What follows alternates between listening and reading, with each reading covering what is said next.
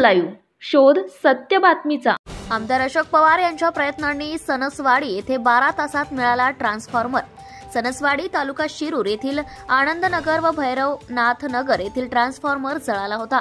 याबाबत तेथील नागरिकांनी सरपंच रुपाली दगडू दरेकर, उपसरपंच राजू अण्णा दरेकर, पुणे जिल्हा नियोजन समितीचे माजी सदस्य पंडित आप्पा दरेकर व माजी सरपंच संगीता नवनाथ हरगुडे यांना याबाबत अडचण सांगितली।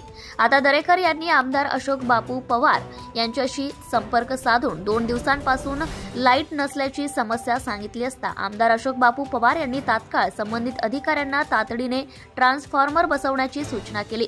आमदार अशोक बापू पवार यांना पवार आनंदनगर व भैरवनाथ नगर येथील नागरिकांनी ट्रान्सफॉर्मर जळाला असून 2 दिवसांपासून लाईट नसल्याने मोठी गैरसोय होत असल्याचं सांगितले। यावेळी आमदार पवार यांनी तातडीने संबंधितांशी संपर्क साधत तातडीने ट्रान्सफॉर्मर बसवण्याच्या सूचना केली असता अवघ्या 12 तासात नवीन ट्रान्सफॉर्मर बसवण्यात आला।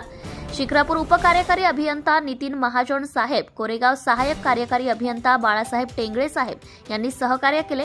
तातडीने ट्रान्सफॉर्मर बदलल्यामुळे आनंदनगर, भैरवनाथ नगर ग्रामस्थांनी समाधान व्यक्त करत आमदार अशोक बापू पवार, पुणे जिल्हा नियोजन समितीचे माजी सदस्य पंडित दरेकर व उपसरपंच राजू अण्णा दरेकर, माजी सरपंच संगीता नवनाथ हरगुडे, स्थानिक पदाधिकाऱ्यांचे आभार मानले आहे।